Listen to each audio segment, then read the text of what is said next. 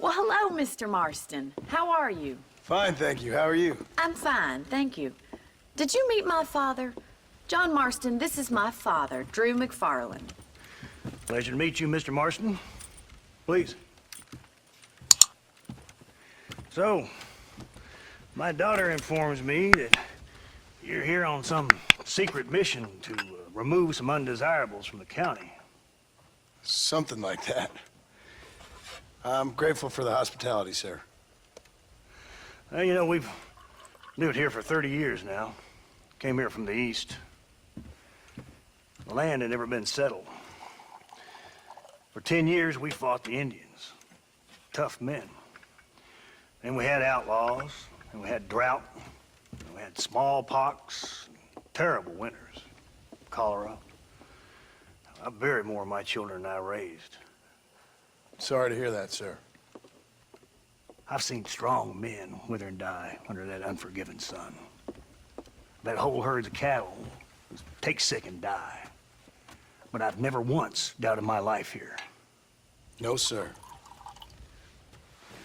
When I hear about this so-called federal government sending out agents to covertly murder and control people, then I start to worry. I mean, yeah, all right, Williamson is a menace, and men like him are the plague. But isn't a government agent a worse menace? And all that symbolizes, I mean. You may be right, sir. Well, you're a brave man. You're always gonna be welcome here. But you tell your friends out east that we don't want to live like that out here. That sneaking around and spying and secret missions. Right? It's preposterous. Trust me, sir. I agree with you. Good. Good. Well, we won't insult you any further. Come on, Bonnie, we got things to do. Mr. Marston, do you want to join us? It's Daddy's favorite pastime. Apart from political discourse, that is. What is? Breaking in horses. Come on. I hear you're a pretty decent rider. For a city dweller, that is.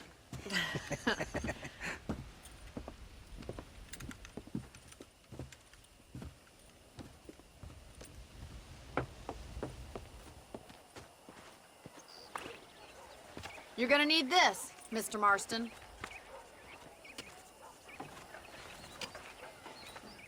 Let's see if we can put that new lasso of yours to good use. That ranch hand said there's a pack of wild horses nearby.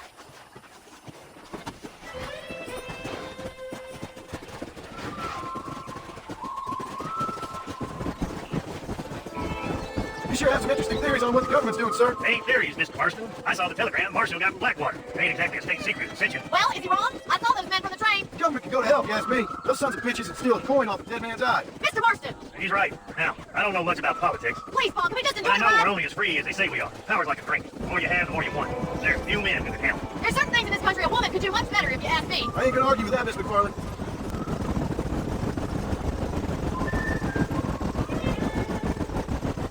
Hey, horses, get the lasso ready! Come on, let's go for it. Yeah. Whoa! Come on, don't be afraid of that. Calm down. You got it, Mr. Marston! Come on, get on. That's it. Come on, Easy. You're doing fine! Look at that. We're like a cowboy in you yet. Come on, throw one of them! Come on, Marston, let's throw another one! Easy now! And then from there! That's it, leave it there! Oh, okay. Relax now. That's enough time!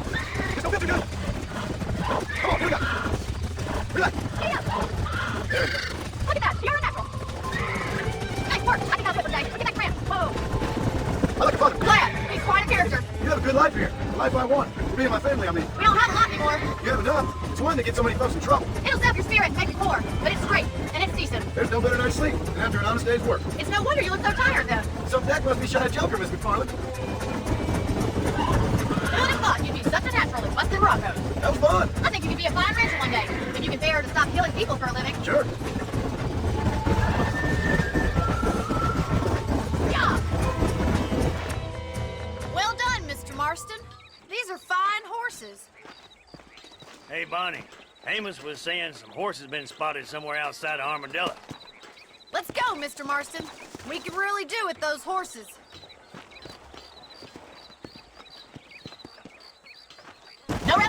Let's see if we can track down another herd of horses. You never did tell me why you were never married. Aside from the snobbery, that is. You sure after what? I'm just surprised, that's all. You must have been quite a kid. The fact you're talking in the past says it all. No, that's not what I mean. You must have had some suitors, that's all I'm saying. Some, I suppose. Here and there. A ranch in the middle of Hennigan's Dead ain't really the place to find a husband. Amos, he's a little, well, you know, country vibe. Where'd you get your airs and graces, Miss McClellan? From a couple of cheap governesses, Paul hired to save us from being savages. I'd like to talk about more than just cattle and chickens sometimes, that's all. And after my brother left, it was up to me to become the man of the ranch. He never admitted, but my paw's a lot frailer than he looked. You're worth two of any man I know, miss. I'm trying to take that as a compliment. In many ways, my wife's kind of like you, Miss McClellan. Is that so? She's always been a woman in a man's world. You don't talk about her very much. It's kind of painful, but she's never far from my thoughts. There's my boys. Come on, Mr. Marston. Let's climb up the canyon. We're near. We'll trap them there. Let's go.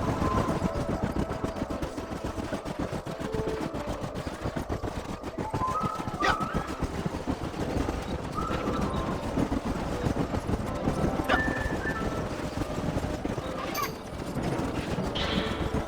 Hold there. Yeah. Yeah. So. Move. Yeah.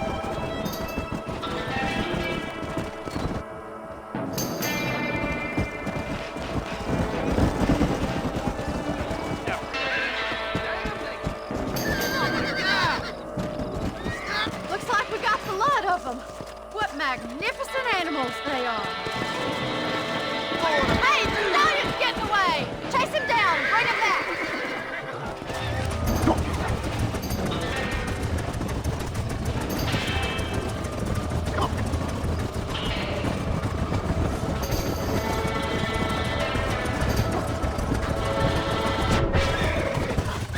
Relax. Relax now. Give me there. God damn it. Come on, come on, come on. I got you now. Oh, down. Easy there. That's it. Go.